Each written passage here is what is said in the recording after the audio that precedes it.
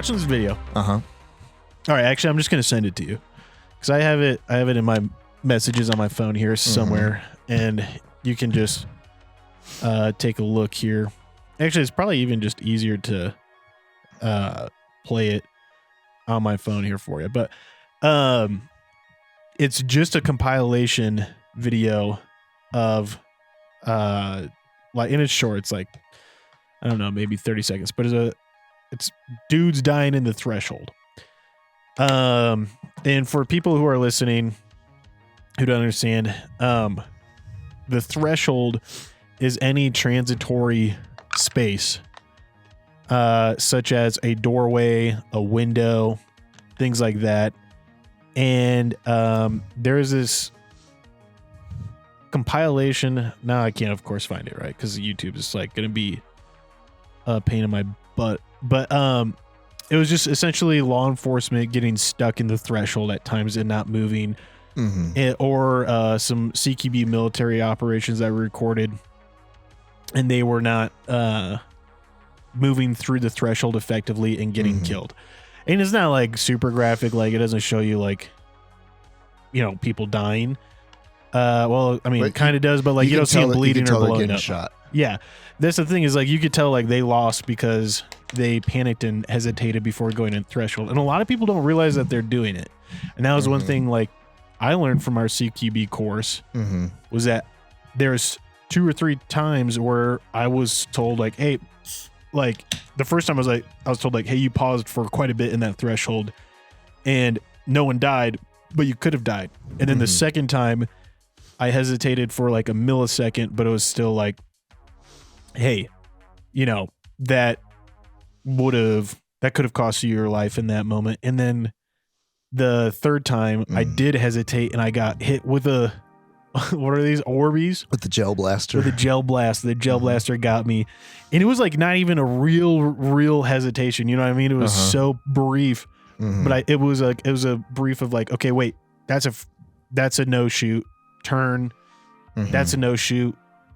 And that step in. And all this happens in the span of like a 1/10 of a second, right? And then that step in after that momentary hesitation, even though I was on the move again, is when I got hit. And if I had just pushed in and kept moving and dealt with threat assessment after the fact, I wouldn't have been hit because I would have seen the dude with the gel blaster shooting me. But anyways, the part of that was at one point I was stacked up behind you, Pat, and I was pushing on you. And I was like, get in, because you realize too, when you're last man on stack, you can't help secure anything until the dude in front of you's through that threshold. Right. Especially on a 180 threshold like this office is. Yeah, for sure. And so I just wasn't ready to die. But I will walk you through my thinking on it as we were running these drills, going through. I do think guys were either pushing through the threshold way too fast or way too slow. Meaning, like, I guess my thought process on this one was, because I wasn't standing in the threshold, I hadn't cleared it yet, and I wanted to get an angle to see coming in. So I was a third man. We had first man in, second man in, third man in. And what I noticed, lots of us were trying to just get through the door as fast as possible, which once you make, in my mind, what I was trying to do is once you make that decision or step to go through the threshold, to move through the door, that is when, yes, that has to be like 100% speed. Like once you've committed, you got to move through it. But what was happening in some of these drills was we would say, 1, 2, 3, go. And first, second, third guy would bust through there and all just die because they would just run in the room versus like any sort of, like you can take an angle on a door and peek and see and then pie a little and then push through into a room. And so that was where I was trying to move slower. And then at that point of moving through, once we moved through, I don't know if I did or didn't move through fast, but that was my active thought process. Mm-hmm. Now, what my body was actually doing, I don't know, because this was so new to all of us. Yeah. You have what you think you're doing, and then you have like the replay, and you're like, oh, well, I thought I was doing something totally different, right? Yep. And so that's where, for like CQB in general, I just hear a lot of guys say like, it's a lot slower than you always think. Now, standing in the door, you will die if there's somebody right to engage you. So that then, which is where, you know, sounds like there's lots of these, the video you're referring to where you have people getting hung up in the door. So like, and in this specific room, corner fed room, we could see one angle straight down, but we couldn't see the deep side of the room. So it's a really hard room to clear because you can't get an angle, especially with the curtains and with the wall. But yeah, and what we're talking about is what we're going to be talking about kind of probably the rest of the evening, which is CQB, close quarters combat, and really fun training that we got to do this past weekend. Yeah, it was really sick. And to your point, Pat, like, yeah, I had no real like firearm CQB training. I had done stuff with the sheriff department for going in and doing stuff like within the jail, and like you got your essentially like riot gear on, and maybe you got a 40 mil for firing tear gas, but everyone else just has shields and baton. And assumably, now this isn't, not, you can't 100%, but assumably nobody with rifles pointed back at you or handguns back. You know what I mean? It's a different approach. I think it requires the governor giving approval before any individual can go in with a firearm. I mean the person you're trying to take down. Oh, yeah. No one I'm trying to take down has a gun, probably. Right. So the approach is similar but different in that, like, the training, like, to what you're saying is where you've had that kind of training where you're stacked up on people. There's a procedure and a way to move through it, but then the firearm piece, them having with guns, the bad guys and the good guys having them, really changes. I mean, it's crazy. I'm curious. I never got to be the opponent. I never got to be the terrorist. Oh yeah. And you got to be the hostiles quite a bit. Oh yeah, that's the best. And I'm sure the perspective of being from the hostile to then being like on a team stacked up to go in is radically different. Oh yeah, like I would say like, and we'll get into more of like how maybe the progression of how we trained, what we did, but like honestly, like I'd have killed everybody every time. Yeah, as the hostile, sure. Just from the like. You have just the advantage of being set in a position pointed at a 3 foot wide threshold door where someone's coming through in a threshold. And that's where CQB's scary and very, very, very, very hard to do. Especially if your opponent is aware you're coming through there and armed or equally armed to what you're doing. And so and if you're, and we'll get into it more, but if you're in more of like a civilian environment versus a, tactical war environment where you have things like grenades and Overwatch and thermals, all these other things that like you're like, that you're using. So, I was surprised how bad I was at it. I think everybody was. You know what I mean? I think everybody, regardless of even people who had done it before, were surprised at like. I mean, that was one thing we did do. Like I remember we did it a couple of times with our trainers stacked up with us. The trainers died just as much as we did. Right.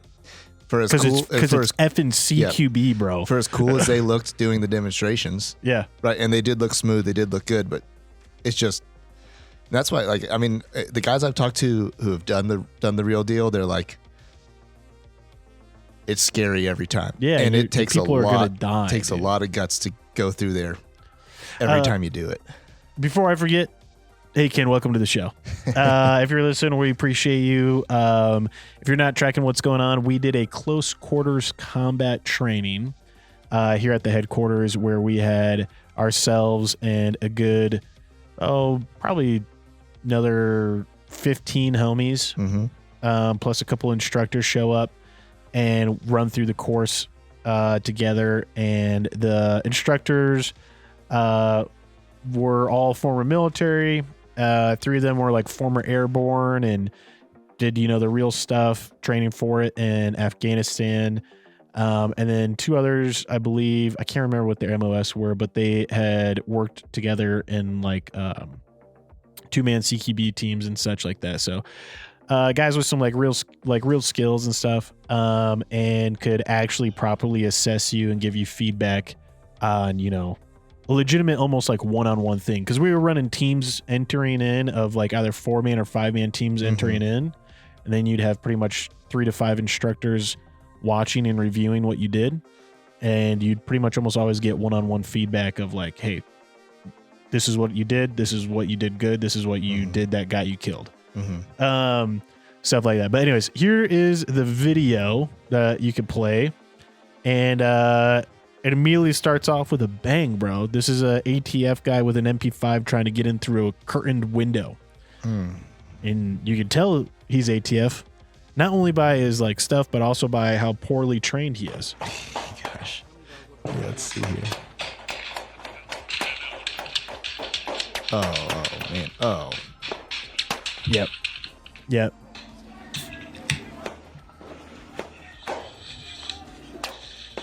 Where were those other shots coming from? Were they coming through the wall? Through the wall, dude. Yeah. And we'll scroll through these videos kind of and kind of break them down a little bit just from what we learned. But I just wanted Pat to see like these threshold videos because it does show what we were being taught. And even though we didn't see anything like this, of course, you can't learn this while being taught the course. You see it applied and you're like, oh, shoot. Okay, I can see how what they were training us, if you fail to do it, leads to people dying. Yeah, and the other part, not knowing about, yeah, that cop just got shot in the head. And then the other guy just ran away. Yep. That dude just ran away. By the way, don't stack up outside of giant, massive windows in the daylight. And the other thing people forget about is like just that stuff goes through walls so easily. Yeah. Yep. I mean, that's the thing is like a window's not going to stop a bullet from hitting you, but people treat windows like they're, what is it? Cover instead of concealment. Right. So yeah, it's I'll say the way, especially that second group moved, is surprising. Like, I don't want to say like maybe we were moving better. I mean, upon entry. I was told by the end of the day that the improvement on everyone's part was pretty massive. And I just sent you these so you can kind of scroll through them with me.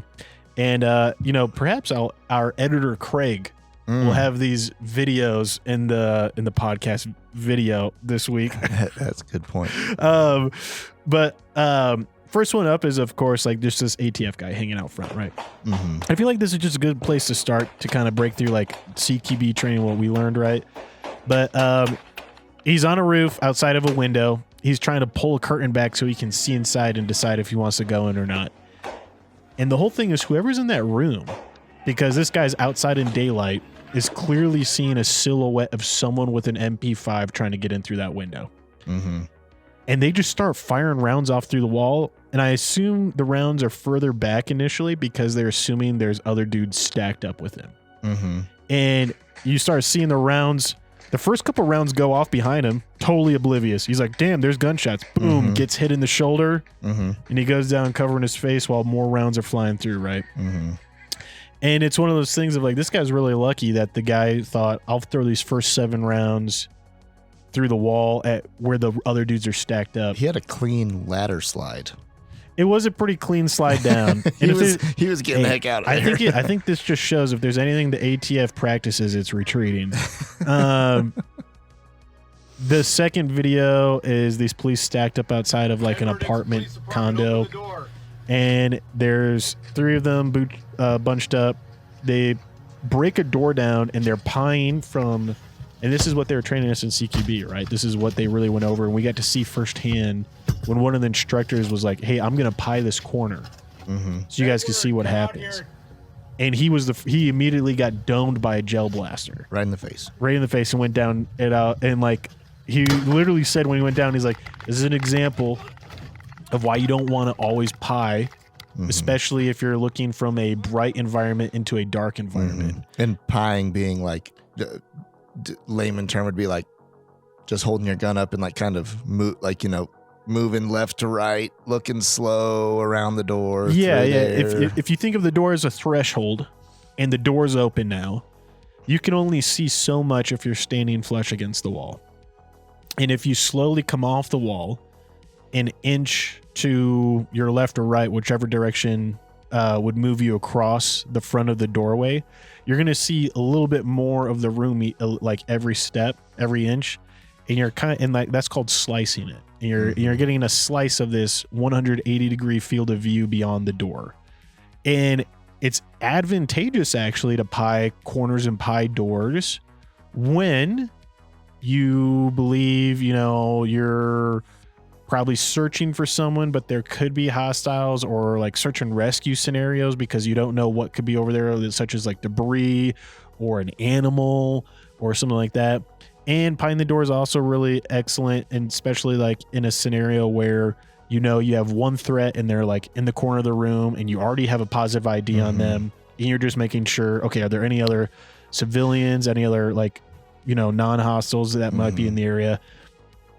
And I would say it's even more advantageous if imagine standing outside a house or a warehouse, so it's not creepy. And they have their garage bay open and the lights on inside, and you're out and it's dark out. They look outside, they can't see you. They just see the light, spilling out into the first 10 feet of their driveway. But you can go across the full, breadth of that transition, that opening, that threshold, and you can get a lot of you can essentially see a lot of what's going on without having to expose and reveal yourself.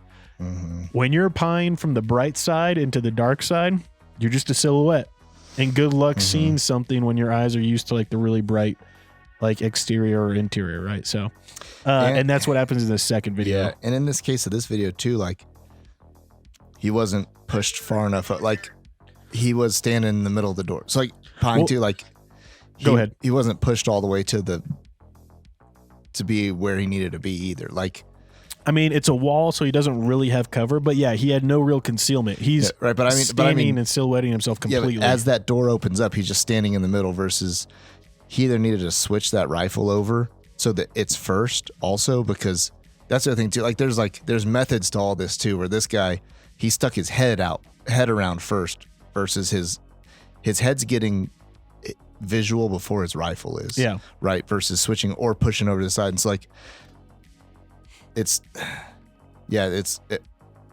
hard to know what to do because it's a bad situation. But there tell you what they a couple things done, he could have done there to send a dog. No, I think the most obvious thing here is that they ram that door with a battering ram. No one goes in, and everyone's hesitating and everyone's choked up.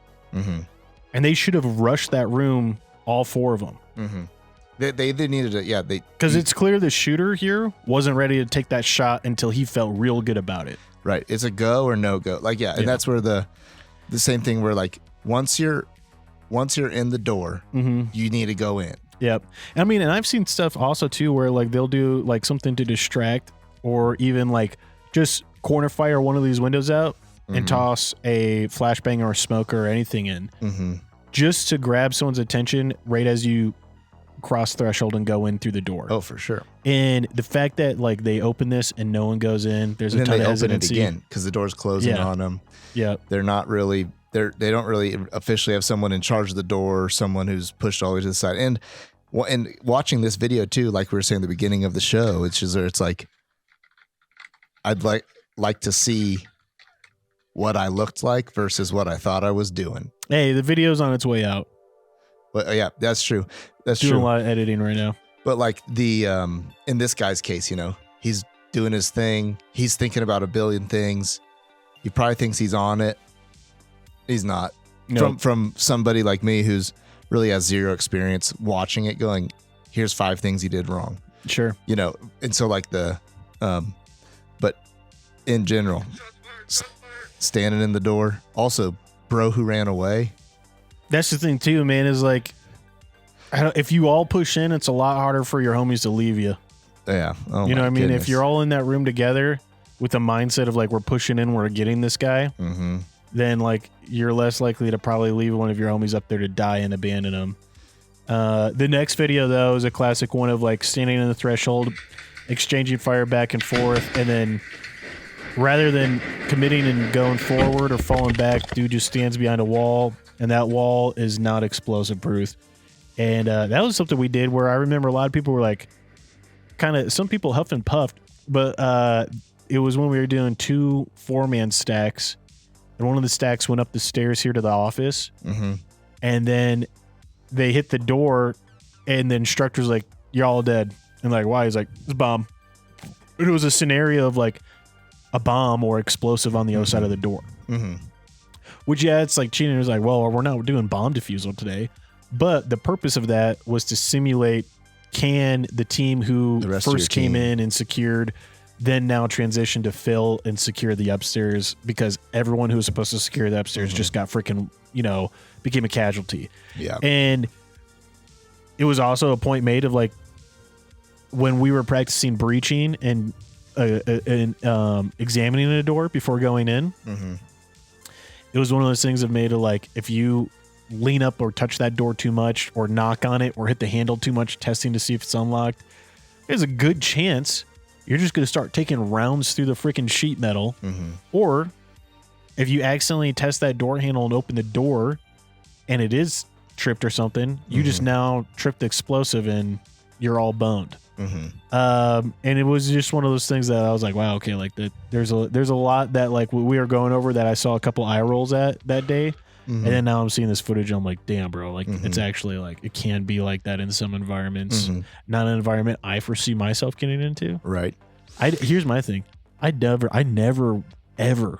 ever want or plan to CQB. Right. And because it's on the offensive side too. It is on the offensive side. And I can't even think, like, I'm thinking like somehow if I'm alive in a world without rule of law, we're talking end of the world as we know it stuff, and our women have been kidnapped and they're in some house or cave and we have to go get them back. I think that's the only way I can see myself doing CQB. Otherwise, I'm like, they have to eat and get water too. We'll just pick them off there. You know what I mean? Like, I'm trying to run through my head like a real scenario where I'm like, ooh, it's a matter of time. Carpe diem. First one to get action is going to win this and clean them out. Yeah. Like, no way, dude. You go, even if it's like 3 Bubba Fuds with hunting rifles and shotguns, you try going into that house with a equal force or less. I highly doubt John Wick is not real. That was the biggest thing I learned from CQB. Right. It's like, there is no universe where John Wick lives in the first movie. Or the first scene where they come into his house. Yeah. And so, yeah, definitely. And I will say the most applicable stuff about this is the mindset ability to, in the moment, make the right choices, not get panicky, be able to keep your head on your shoulders. But then also you could say the other most like applicable thing would be clearing your own house from the inside. For sure. That'd be like a home intruder, and you're like, gosh damn, my kids are in the basement. I need to go floor to floor till I get to them. Exactly. That would be the most applicable for like the actual style or method of like, that movement through something. Because I'll be honest, if a home intruder came to my house now and Billie Jean and I are in bed, you're just gonna lock the door and call the cops and sit barricaded until either they come through that door and they get smoked, or I might whistle for Takani to come up. Yeah, but I would call her up, and if she doesn't respond, then I'm like, all right, they killed my dog. Right. I'm smoking people. Or she's asking them to pet her. Yeah, that's true. But it is one of those things where, like, even if there's a home intruder, do I see myself doing CQB? Not unless I can't, like, unless I might between you and a loved one. Unless they're between you and something you need. Yeah. Like a gummy bear. Or like I've got leftovers. I got leftover steak in that fridge. Be damned. You're not taking my if steak. They get my leftover. You're not taking my Dungeons and Dragons. Exactly. But yeah, so it is, I will say, like, the real world applicability of what we were doing is going to be very rare. Very, very rare. Especially unless you really seek out a lifestyle where you're... Unless you're law enforcement, right, military. Exactly. Like, that's what I'm saying, where you're seeking that out.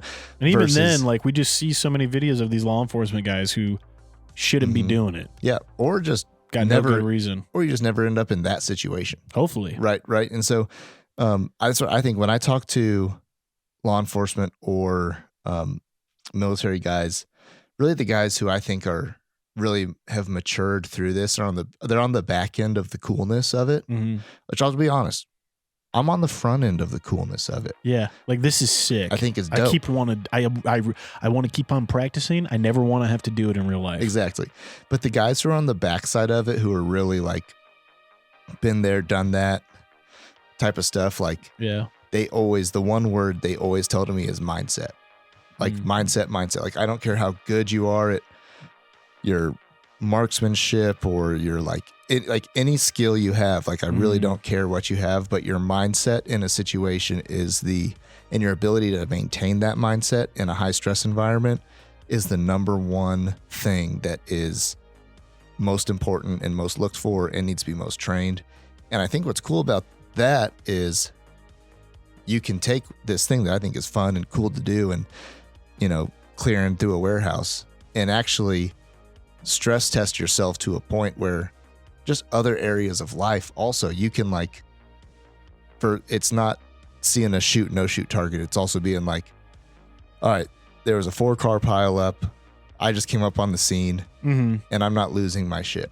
Yeah. Right. Like that kind of like that mindset ability, and I think that's the most valuable thing to take away from doing these trainings. And the most, I'd say, short of if you find yourself in the situation, then yeah, good to have all of it. But the most likely case of needing these things would be just your mental state and ability to cope in the moment. That being said, I do still kind of think it's cool and I like doing it. It is really, really sick. If, like, people who just don't know, like, what the hell we're talking about, just watch a couple forward observation CQB videos and you'll see what it looks like when you are, like, very, very highly trained, squared away, and working with a team. And even in a couple of his CQB videos, instructors are correcting him and his team on things that would have got guys killed or something. Right. And that's like what you see in those videos are professorate level expertise. And what you see, like what we did is like elementary to maybe, I think we got to middle school. I think we got to middle school by the end of the day. I think we showed up to orientation. Depending on your like high school orientation. No, what are you talking? I think we showed up to like this is what this is. Kind of like meaning like I think because it. You don't even think we got out of 5th grade? Well, it depends on what like we're judging by. Meaning. Sure. Okay, I'm talking about. I guess I think what I'm talking about is understanding of what it is, how to do it, and how to recognize what went wrong and where to improve. And that's where I do think if we're taking like a large scale, like 30,000 foot view on this, I think that was a weekend training camp before you go try out for football. And like because here's what I'll say. What kind of football are we talking about? I'm saying I'm saying this is before you like, because let me break this down just real quick because sure, yeah. For folks, like you hear things like SEAL Team 6, got Osama bin Laden. You hear things like Delta Force, you hear things like HRT, that's the FBI's hostage rescue team, and then you hear things like boiling it down even way further would be like SWAT, whatever. So like those big three I just talked about, basically their job is CQB. Like that all is the time. Like that's their own, like, so whenever you hear like nowadays, it used to not be, but that's where war is at currently. Because what we've moved to with it. So meaning like these guys who are the pinnacle of this, of, you know, anything that's cool stuff, those are the teams who are on it. They're doing CQB, and CQB is their mission. Like there is such a specific, like, that's not even how you fight a war. Like now it's a piece of how you fight a war, but like, so like it's such a tiny little scalpel or like microscopic like tool in the bag of war fighting. But those teams get the most recognition and the most like lore or like, you know, prestige, right? And so like if we're going on that level of like what does it take to be, if you want to be in the most elite quote unquote groups in American military, you got to be the best CQBer on the planet. Well, yeah. So now taking that now, so that's when I say we showed up to. That's NFL. Right. I think we did elementary school. Right. Yeah. And so I think I do think also I'd say compared to your average Joe out there, we leveled up. Sure. Right. So, but just to be like, there is still like, there's guys who like, even taking out all those big three teams, there's just guys who eat, sleep, and breathe this whole thing. Mm-hmm.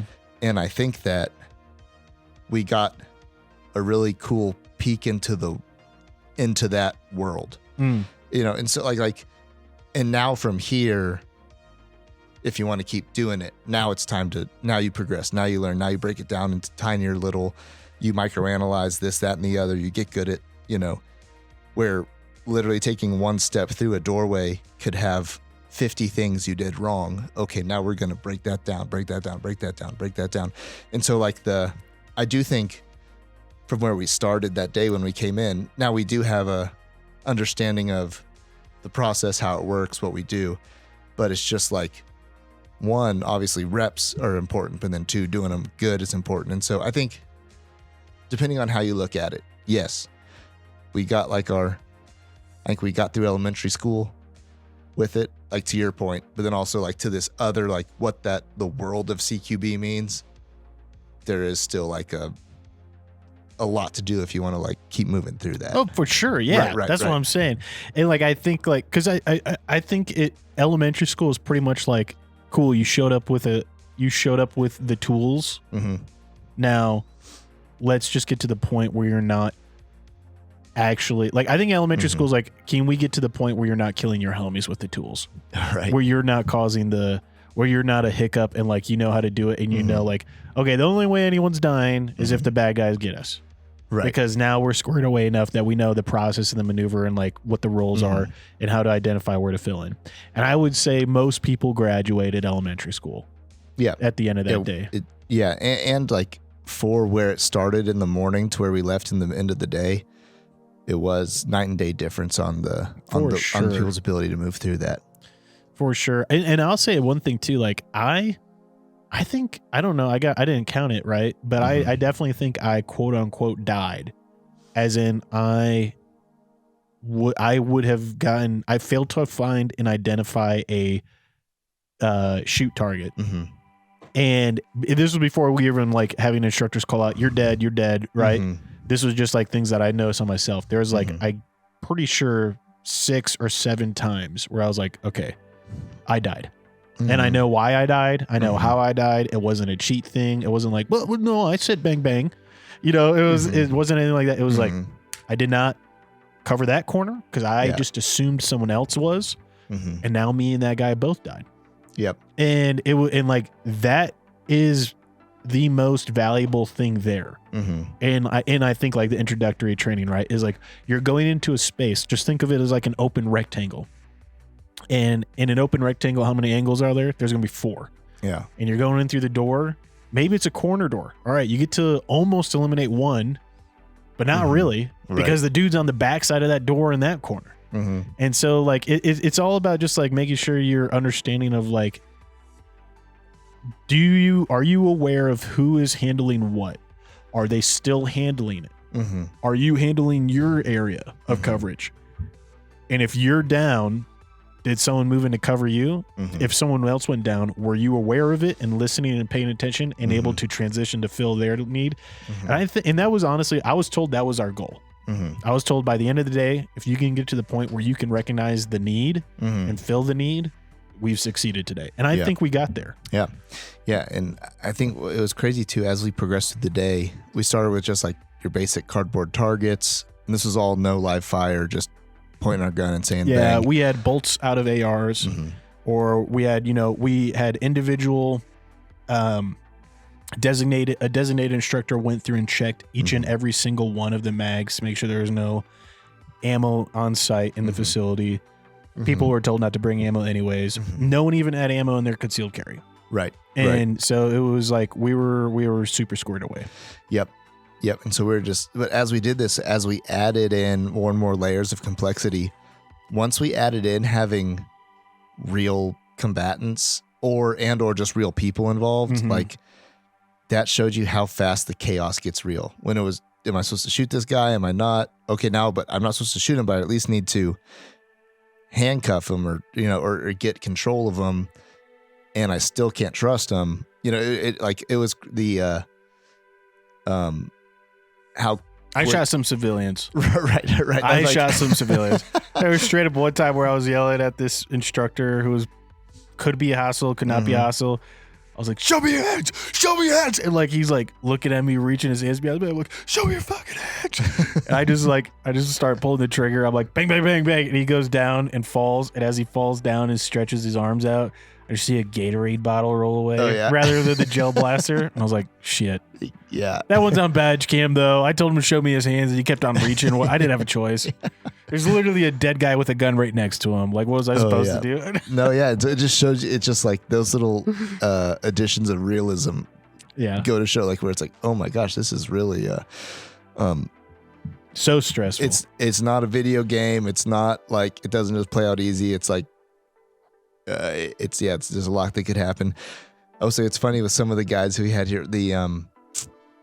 Some guys were like playing airsoft instead of training, in that like it'd be like, bro, no, like I shot you, you're dead. Yeah. And it's like there's a little bit of going back and forth with calls, and I'm like, you don't get it. Yeah, like no, you no, both like, shot each other. Yeah, like no, like you died. Very like, likely. Like you're bleeding on the floor. Yeah, and so like I didn't feel it. It's like, no, bro, like you died. But so you didn't feel it either when it was 308. Right. Like, which, you know what I mean? Which all they're doing is, in that case, is like robbing themselves. Yeah. Because if you win at training, you don't but learn you anything. cheat or not, you can cheat's a strong word there, but like, and you just kind of like, don't take that part, like don't take it seriously that like you failed, or don't take criticism. Then when it really happens, doesn't matter that you trained. Yeah. Yeah. And I think, one thing I really loved was like, I told the lead instructor, I was like, and I told a couple of his guys, and two of his guys really responded super positively to it. But I was like, hey, please help me see where I choke up. Like, and I would go out of my way to ask them after each run I did. I was like, so I did this because I thought this was the right call. Is that good or is that bad? Was that the right call? Was that the wrong call? And there's a couple times where you're like, I get what you're saying, and I understand why you think that.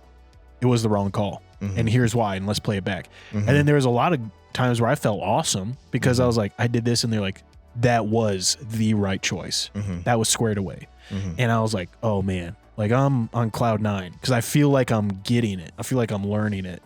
And still, even after those ones where like I was told like, hey man, you made the right call, there are still 3-4 times where I got freaking shot in the face. You know what I mean? Like, like right after that. And it was super insightful and very rewarding. And the way it was so dynamic, which I thought was like just a props to like our environment here. Like our environment here, everyone said throughout the day, this is hell. This is a nightmare. Right. This would suck to do like real life CQB in, because you got, 2 levels and you got guys who can essentially have concealment while having eyes on you. I mean, there was that one time, Pat, where you were playing, Op 4, and you were in the freaking cupboard, and you came out after we had pretty much secured the ground floor and getting ready to leave. And you opened the cupboard doors and started shooting at people, and it was sick because I saw you get lit up with flashlights and lasers and riddled. Oh yeah. But it was one of those things where it was like, who on ground floor didn't clear that? They didn't check it. Yeah. No one checked that. Right. And that was the whole, I love being the bad guy because, one, you're so calm as the bad guy. You don't even. It's so funny, like how like other guys like. I was literally like, I wasn't stressed, but I was your like, heart rate was kind of my heart rate was up every time I stacked up outside the door, especially when I was in first place. And you're overthinking every single like. It's gonna be so dark. Yeah, it's gonna be so hard. And we had the window covered to the door, so you can't see any. You can't cheat through the window at all. Yeah, and I'll say too, since it snowed that day, slippery. It was so bright. And we came into a dark room. Really was. So the transition from light to dark was, I mean, we're in there with our eyes adjusted and you're busting through a snow white door. And like, I'm just sitting in there happy that I'm about to shoot somebody with a gel blaster. How many times did you get to stack up outside and come in? Outside, I think I did it at least over 5, like over a handful of times. Right, yeah. So like I got a good exposure. I got the reps in, but then there was literally like at the end of the day, I noticed I was getting eye strain. Oh yeah, like from going so bright outside and like my eyes adjusting to that, and then coming in, and it was weird, man. Like it like was legit. Felt like camera exposure in my eyes with how long it took for my eyes to adjust sometimes. By the 20th rip. Right. Yeah, because you guys ran a lot, and I ran inside a lot because I really like just it's also your targets. Space too. Yeah, and like setting up targets, setting up traps, like rethinking like what's gonna happen to guys, and it's just fun. Yes, but it's what's funny about that is one, totally calm, totally relaxed, like just smiling on my face because I know I'm about to gel blaster somebody, and then and then the other piece being when you guys are coming in and everything's happening, just watching it unfold, watching how guys come through and seeing, I did enjoy too, like watching guys improve and watching some guys like making the right calls and like doing the right stuff all the time. And also I enjoyed when one guy snuck past me and he didn't see me and I shot him in the back of the head, and he was so like you can see it. He was just like, dang it, like because it's not just like, oh fudge, I got hit with the Nerf dart, I got hit with airsoft. It's like, man, I died. I'm dead. Like I am legit dead because that was the weirdest feeling, like doing it over and over. And like when you died, I mean, some guys, like you said, weren't taking it like serious, but like for me, every time I was like, gosh, like I am not as good as I think I am. You know what I mean? Like I'm not immortal. I'm not John Wick. And like, this is an insane like reality experience to be like majority of the time I'm dying when it's CQB. Yep. And the first 5 runs, there were no targets at all. It was just like, no targets, just make sure the space is clear. And so it was like, those are a gimme. I didn't get shot at the first 5 times. After that, it was like over 50% of the time I died. Yeah, we ramped it up pretty fast on that. And I will say for the guys who like, I do think everybody took it seriously, but some people took themselves more seriously than the training. Yeah. Right. So like just kind of like and so it just you're right. Everyone did take it seriously. Like they take it seriously, but like just like the piece being, if you pull your ego out of it all the way, you're gonna get so much more out of it just by letting it happen. And I will say too, I think the ego part can be hard sometimes because I'm very used to the very curt, blunt correction from instructors. I'm used to an instructor grabbing me by like the head and being like, what is your malfunction? You know what I mean? Like, unfuck yourself. And like, so like, that's not alien to me. There was definitely, I saw a couple times where like these instructors that we had were, they're great dudes. I think they're great dudes, right? But they definitely were a little too curt, perhaps, or maybe too indirect with this, and it came off as indirect because they're assuming this person has the previous experience and knowledge to understand what they're trying to get them to learn or like realize. And there was moments where like I could see they're like, what are you doing fucking wrong right now? Look around. What are you doing wrong? And like they're talking to someone who's never had to look around in a warehouse with other dudes with guns and assume like figure out like what they're doing wrong. You know what I mean? And so and like I saw just some people literally short circuit, which isn't I don't think that's something against those people.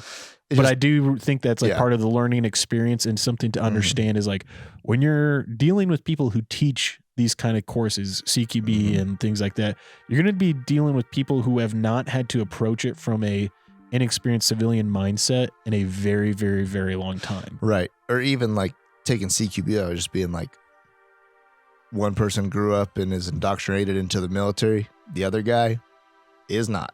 Yep. And doesn't know that like, especially like, let's say if someone came up to you and they just said, you know, like, what the fuck is your damage? You know, like, did your mom drop you on your head as a child? Yeah. You know, and gave you the full, like the drill sergeant ripping. In certain areas of life, most areas of life, those are fighting words. Yeah. Versus like in a corrective words. Or no, but it's like, I think that like, I'm totally should be offended by you and I should be offended that you said that to me. Yeah. But from guys who came from the military standpoint, they're like, no, like, that means I love you. I'm trying to preserve you. I'm trying to preserve you and sustain you. Like, this is what I said. Like, no, you said to go fuck myself. And he's like, no, I said I love you. Like, I thought that's what I said. He's like, no, you said to fuck myself. Sir, you said we all look like a bunch of monkeys humping a football. Yeah, exactly. He's what? Like, no, I said I want the best for you. Yeah. Yeah, that's like, so that's where like the breakdown there is, you know, just like a... And that's okay. That's okay. That's just something I think both you need to prepare yourself when going to get this kind of training. And whether it's CQB or just like, you know, other kind of military instruction or law enforcement instruction like this. But I will say that I'm curious to see your opinion on this from being the, you know, Op 4 side so much. So I use the Flux Raider. I went Flux Raider, and I have a very, very discreet, low profile pistol mag chest rig, essentially, that it can fit about like 5 30-round pistol mags pretty easily. And it's got also room for like tourniquets and chem lights or whatever. And then I have my backpack, which would have the soft armor level 3+ in it. And that was pretty much my profile. And with the Flux Raider, dude, I never had to swap sides to clear corners, really. I could just kind of adjust with the way my head was positioned on it. I could just angle my Flux to go left eye or right eye, depending on which side I was peeking, right?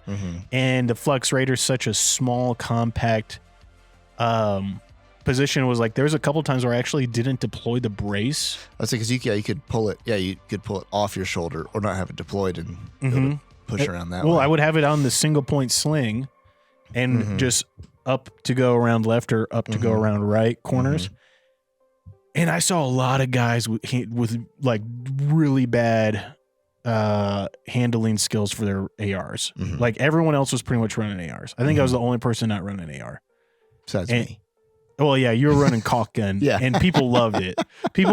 Pat had a caulk gun with a red dot and a flashlight on it. And it was awesome. People thought it was the sickest thing in the world. I was proud of it. Yeah, I could tell you were humble about it there in the moment, but I could tell you're like, you were loving how much people appreciated it. I did. I appreciate the attention. But I knew it was a good idea the moment you told me you were going to do it. I'm like, that's sick. Yeah, that's sick as hell.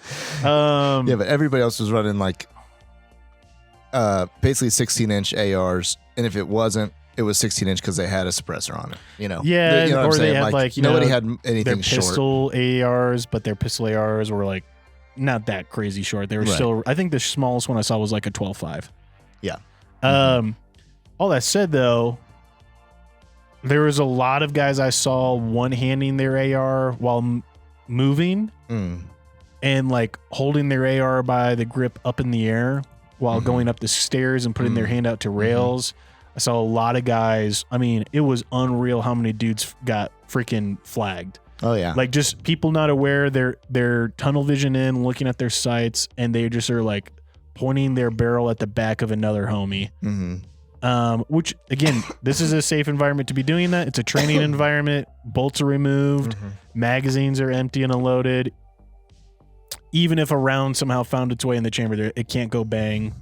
If you don't understand how it can go bang from the terms we're using, just watch a video of how an AR works. Right. We made it safe, and for the purpose that we knew this was going to happen. Yeah, we knew there was going to be a lot of flagging, and we knew there was going to be guys role playing out before who were going to be getting guns pointed at their faces because they were going to be the bad guys. All that said, still, it was one of those things where it's not like it happens. Like I caught myself 2 times. I'm sure it happened more than 2 times, but there's 2 times where I caught myself flagging someone. Both those times though was because they crossed into my field of fire, and from my perspective, I'm like, bro, can't you see my flashlight and like me pointing my gun this direction? But you just get tunneled in, man, and you forget. And of course, you can't see someone else's flashlight because it's not like a lightsaber. Right. It's an invisible beam of light until it's on the wall. And so there was just a lot of things like that where I noticed I was like having to maneuver my firearm to avoid flagging someone. There's other times, man, where I just saw so many guys just straight up like, I mean, just bad rifle skills. I think not the number one most lethal one, I would say, but the number one most common. The number one lethal one is you're just stacking up with your gun pointed at the back of your homie, or you're going through the thresholds with your gun pointed at a homie, and you're just unaware of it. The most often one I saw was people taking their dominant hand off of their weapon platform, whether that's their right or left hand, in order to signal or tap or instruct rather than taking their support hand off of.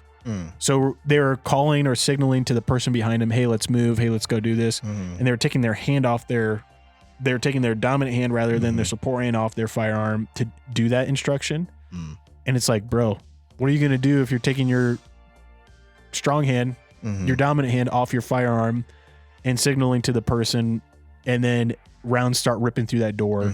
You ain't got your hand on the trigger. Yeah. You know, but I'm curious to hear your perspective because there's so much I saw from the side of like, dude, homie in front of me just killed homie in front of me just killed first man. First man just got domed to the back of the head. Like, and then there was things I saw from filming because I was getting a lot of good footage of the event to edit a video. And I saw a lot of guys just coming in with like bad maneuverability on their rifles. And personally, I'm just like, I'm a civilian. All these dudes are civilians. None of these dudes are cops. None of these dudes that came to the training are going to be cops. None of them, like a couple of them are active duty, but not in like this kind of, you know, field of work active duty. And so with that, I honestly don't think any of these guys really should be training. Not that they shouldn't. I don't think it's the most valuable training to be training on an AR platform like this for CQB, because that's the likelihood they will be doing CQB with their rifle is so infinitesimally small that I think it'd be more advantageous if we did it with like pistols or flex systems or whatever like their most realistic thing is. And there's one dude I know who brought the AR that he legit carries in a bag in his car. And he's like, yeah, if I'm doing CQB, it's with this thing because it's in the car and it's ready to go there and I'm grabbing it. So that way I'm not just have to run it with my pistol. Right. But you know, it is just one of those things where I saw, I'm like, dude, you're not in no world are you running a CQB with your AR unless it's your house. Right. And even still probably not. Right. And so, and I saw all those things that you were just talking about. And I think that to your point about the weapon system used in the moment, I do think that the most advantageous training would be around pistols or heck, even pump shotguns. Shotties, yeah. I was just thinking the same thing. I was like, being like, what is 80s. And all these guys might be like saying, bullshit, I keep it next to my bed. I'm like, okay, that's fine. Also don't. But like because at the end of the day too, because we had the gel blasters, we had these little pistols. And I think by the end of the day, some of the guys were pretty keen on them because I knew a lot of guys were like, where do I get those? Yeah, because yes, you're not going to get actual marksmanship training with these, but movement drills and at CQB ranges is pretty hard to miss.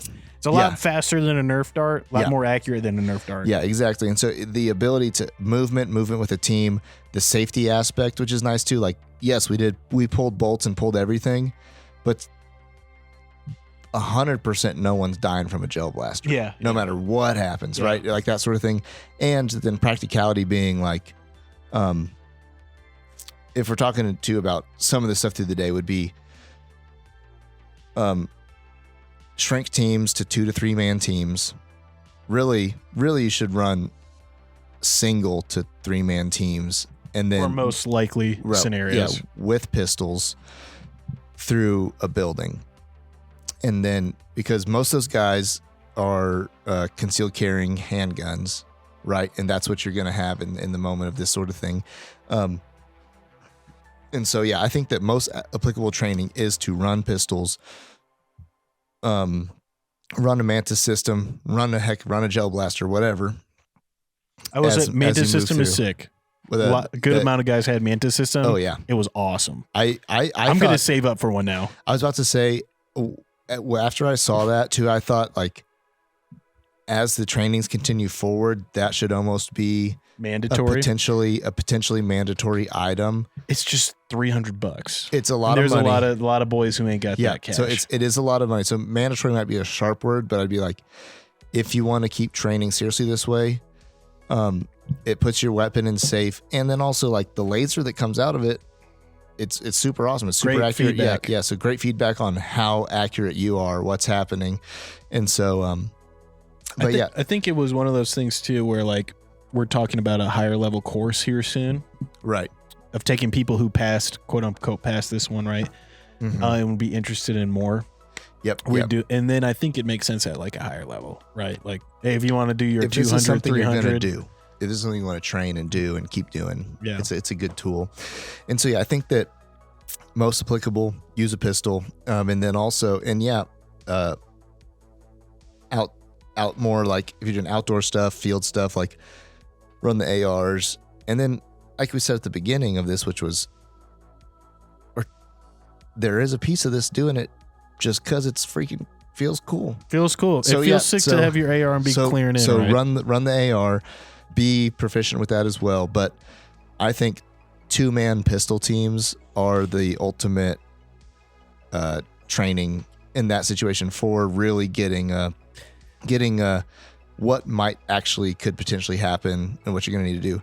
Then moving to I was thinking about this same thing for our church security. I'm like, we're going to come run this here at the shop. We're going to come run 2-man pistol drills. Yep. Because excellent. That's going to be a really good training, really fun time, and pretty applicable. And so I think that I was going to say too, what do you think the odds are that we could get into the church to run some CQB? Because I think it'd be we meaning the group that trained here or our security team? Our security team. Our security team, yes, we could do that. Because I think that's the most. Hold on, if you guys hear that, that's my dog Takani just excitedly slapping her tail against the table. So Pat will give her some pats. But yeah, I think it's one of those things where that. If I mean, honestly, it's a toss up, right? Am I more likely to do CQB in my house out in the country? Mm-hmm. Or am I more likely to do CQB at the church, which is in the downtown area of a community who's not very church friendly, right? Like, it's no secret that like our town doesn't view churches very positively. right? And so I think like it's almost more likely that I'm going to be running CQB style clearing from a position where I'm already inside the building. And I need to now make sure the building is secured and safe as I'm evacuating people, which I think would be pretty fun. And I think it would be pretty advantageous for our team to do so.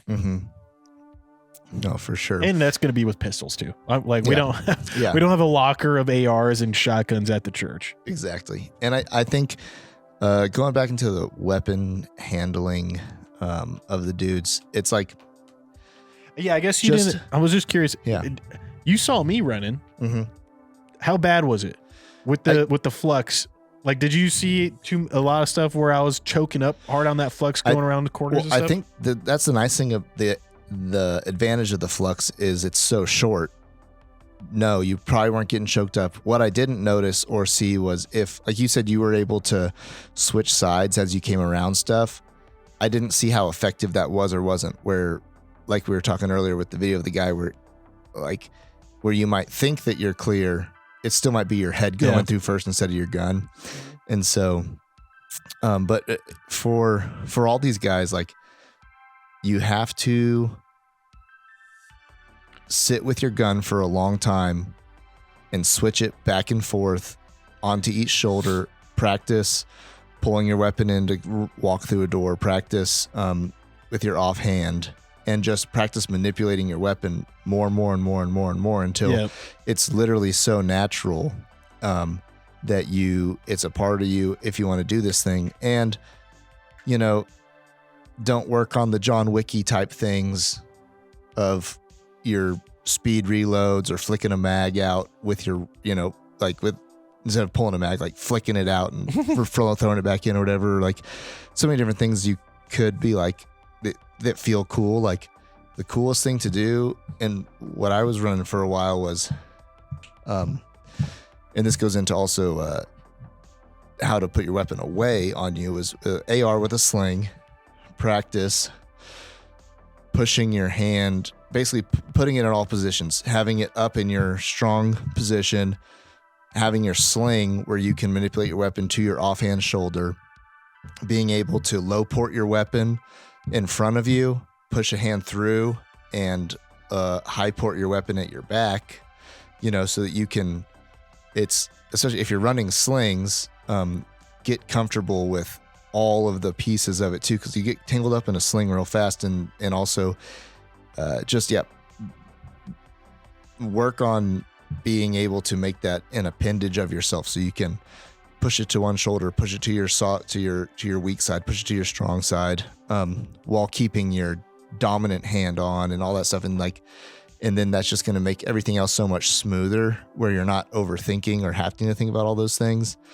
But then there does need to be some more, do the mental work around not just thinking about, don't just be target focused, target fixated. Don't be focused on what you think is the Call of Duty way to do this thing.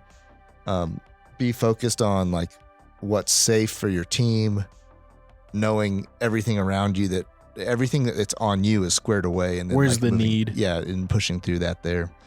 And obviously, like I said at the beginning, I'd love to see a video of myself because I don't know what I was doing. It's easier said than done, but to get the reps in on that thing. And so if you want to be a CQBer and do, run the drills and all that stuff, then you got to do it and work on it, do repetitions. And the biggest thing we talked about at the beginning was the threshold stuff. Like, make sure you can't let your eyes be, your barrel has to be where your eyes are. You can't be peeking around corners without your weapon ready and that sort of stuff. So yeah, I think that just sitting there on your couch, standing in a mirror, whatever, and moving and manipulating, holding a weapon is going to be the best thing to always be aware of what you're doing and how it's happening. So then once you do it for real or in training, it just comes naturally. Yeah. And I would say too, it's practice the cool guy stuff, you know, to an extent, right? Like, I do think, no one had to practice a single reload the whole time we were here, right? Because we were running with safety systems. So there was no really any way of getting an empty mag. But it is one of those things where I think, like, if you're practicing your reloads for competition, practicing your reloads for like field movements or whatever, right? In firing drills, I do think those will be useful to you in a CQB environment if you have to do them. But the truth is like, hopefully in a CQB environment, one, there doesn't have to be a single shot fired. Two, if you're doing it, you don't have a lot of sustained fire, because if you're in a sustained firefight CQB, it's a bad day and like people effed up. But no, yeah, I agree with you. Like, for the most part, is like, if you, and I would even double down, is like, if you find yourself like, oh, what Pat just said, like, give up the cool guy shit to practice CQB shit. Like, look, if you want to do John Wick, do some USPCA competitions. Like, those are set up with, you know, fake walls and barricades, and the cardboard targets aren't shooting back. And you get to shoot sometimes 8 to 20 targets, depending on the course of fire. That's a lot of sick stuff, and you're moving fast, and you're going around, you're doing fast reloads, and you can even do 3-gun, where you're firing and transitioning from 3 different weapon platforms to engage various targets, and you really feel like John Wick. I ain't real, man. You ain't doing that in a CQB scenario where you have to go round corners and you realize, you know, plywood and sheetrock isn't stopping 9mm, let alone 5.56 or 300 blackout or buckshot. You know, and so it's one of those things of like, you be clearing corners like John Wick, you're going to be catching rounds through walls. And you're going to be very upset when you come around one corner and you don't see the dude wedged between the fridge and the wall with a 12 gauge pointed at your noggin. And so there's a methodical science to it. Listen to the dudes who do the science, and listen to them when they say you're dead, and learn from it and have an open mind. And you can have a really fun time and really grow your skills. But I think that's ultimately my last thing. Like, right, until I get more training, I'm just going to continue to practice and rehearse. I've been doing a lot of reps this week, though. Oh, nice. And on Sunday, I went with a really good pistol competitive shooter. We're training for the Modern Samurai Project's black belt. Oh, nice. The Modern Samurai Project is this training course that goes around the country, and they tour. And if you go to their course, which is like $500 to $700, it's usually like anywhere from like 2 to 3 days. And it's a lot of like really high level pistol skills and fundamentals. You get to also test for the belts while you're there at the course. And let me read the black belt qualifications to you. This dude I went with he's a phenomenal guy. I'm not going to name him because I don't know how he feels about being named on, you know, a podcast and stuff. But he has easily the best attitude of anyone I've ever trained with and anyone I've ever received training from. Just super encouraging and optimistic, and super enthusiastic about, like, you know, having somebody else to train with and practice with. And he made me drag my ass out in like 9-degree weather with snow out into the hills to do pistol fire. So I know he's very serious, and he now knows I'm very serious. So, black belt standards, 4 drills. Okay. First drill, 3 and 2 drill, 3 yards, 3 shots to the alpha zone, the A zone. Then transition to 2 rounds on the head box 3x5 card. 2-second part time from a concealed draw. So that's drawing from concealed, 1, 2, 3 A zone, 1, 2 head, at 3 yards. That's fast. 1 shot at 7 yards into A zone, par is 1 second. From concealment. Build drill, 7 yards, 6 shots, A zone, 2 seconds. And then the last drill is 1 shot, 25 yards, 1 shot to the A zone, par is 1.5 seconds. Wow. So we're training hard, and I'm training with the expectations of going for black. and I will be content if I get any of them. Because even blue belt is your first drill, the 3-2 at 2 seconds. The blue belt, which is the lowest belt, is a 3-second par. So most of these you don't even get like a whole another second added on. So blue belt is still crazy hard and significant to get. And the dude I'm training with, he's like 3/4 black belt. He pulled 2 shots when he was doing his black belt for the bill drill because he was going so fast. But I shot with him. He's a real deal. He's pretty squared away. And I've been practicing. I hung up a target in my basement. I'm using my rangefinder to make sure I'm at the proper range for testing the various drills. And I've been doing my draws. I'm getting a lot faster. Dry fire mag, it helps a ton. But yeah, dude, I'm pretty stoked. I had a very shooting full weekend. Yeah. A very big gun weekend. Yeah, you did. It was really fun. But, well, I don't know, Pat. I think we kind of covered everything, but, you got any final words here for people who want to get into these skills, you got any final words for the dudes who might be listening that were there that day, because a good amount of them enjoy the podcast. No, for sure. I appreciate the instructors who came out and their expertise, and that was definitely generous and awesome for those guys too, come spend their time with us. And for all the other guys who came, I think that it was a good group of guys, super fun to, even just camaraderie, fellowship, hanging out, doing something fun, doing guy stuff is super awesome. And I think that what I saw a lot of guys with kind of all different backgrounds, different walks of life, different skills, and just wanting to improve on their skills. And it was a good time. I'd say like if there's anything to like be like just say to encourage, it'd be like if you want to do training, take it